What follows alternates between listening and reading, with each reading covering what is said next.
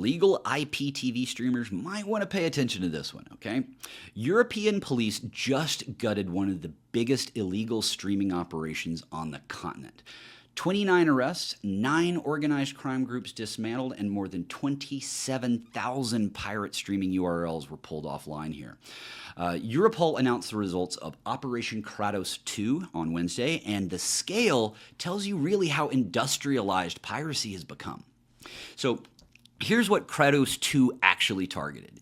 We're not talking about random kids hosting movies on Plex servers. No, this was structured criminal networks running essentially a shadow streaming industry.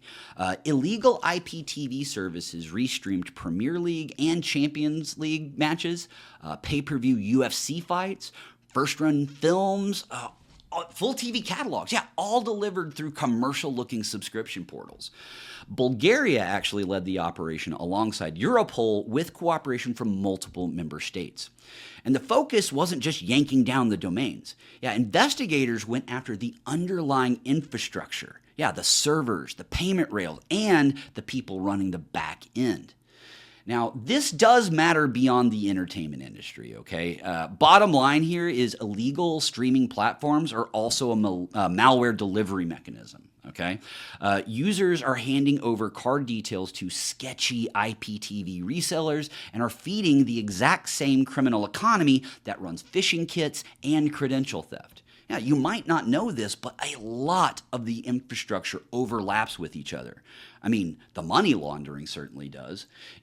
And the customer database of a busted pirate service is a goldmine for follow-up incrimination and follow-up fraud. Now, on the evidence side, Europol says 27,000 URLs were tied to live sporting events, premium movies, and TV programming. Again, 9 separate crime groups were dismantled in a single coordinated push. Now, what's next is going to be worth watching, okay? Kratos 2 kind of implies Kratos 3, right? European authorities have settled into this pattern of reoccurring takedowns against piracy infrastructure, and rights holders are pushing for faster live stream blocking powers, especially for sports. UFC.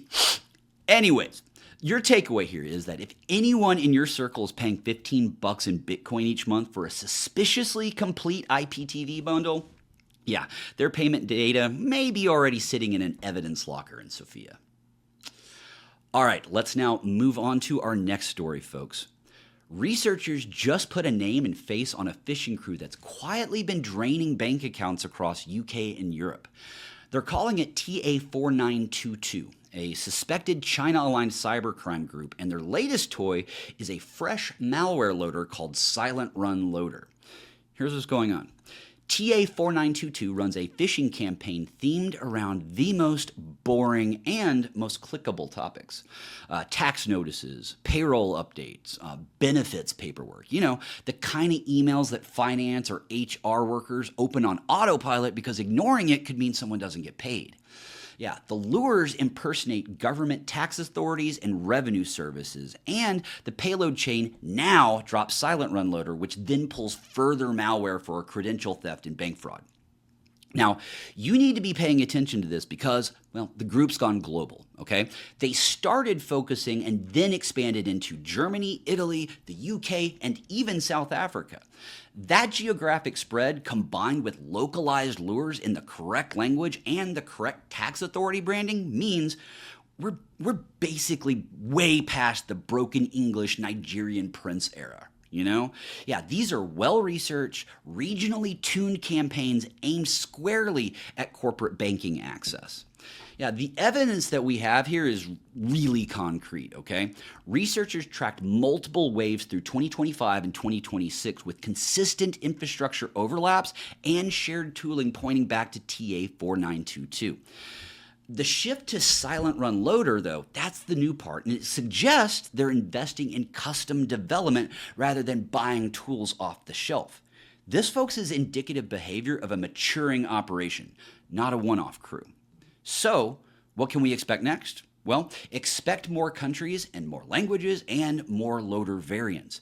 You see, when a campaign works in 5 regions, you don't stop at 5, you add 35 more. Yeah, the takeaway here is that if you run a security awareness program at a European organization, your finance and payroll teams are prime targets right now. I would highly recommend retesting them with localized tax-themed lures this quarter. And on the technical side, hunt for SilentRunLoader indicators before someone in accounts payable, signs the wrong invoice.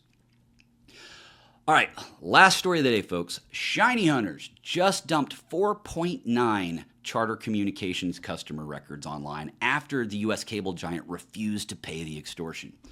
We've got names, email addresses, phone numbers, physical home addresses, all sitting in a public leak right now, indexed on haveibeenpwned.com.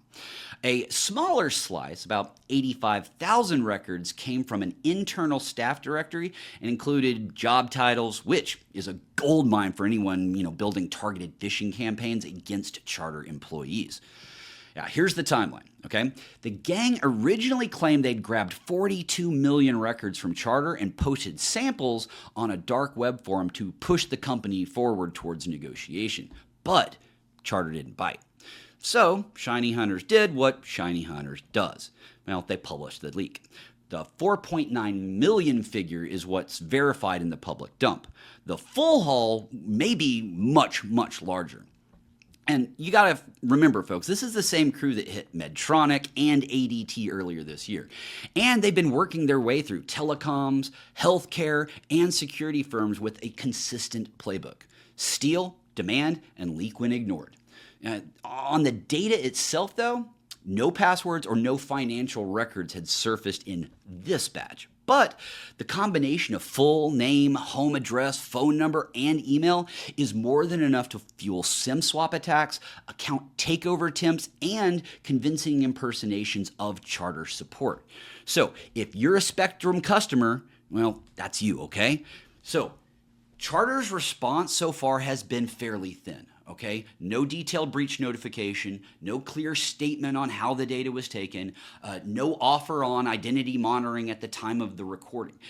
Expect that shift to change once regulators start asking questions. So, what do you have to do right now? If you think you've been affected, check haveibeenpwned.com with your email. At this point, assume that your phone number is burned and treat any call claiming to be from Spectrum as hostile until proven otherwise. And I recommend this for everybody. Actually, turn on a port out pin with your mobile carrier to block SIM swaps, okay? And if you haven't frozen your credit yet, you might want to consider doing it. It's free and it's the single best move that you can make. All right, folks, well, that's it for today's stories. This is Andy Thompson signing off.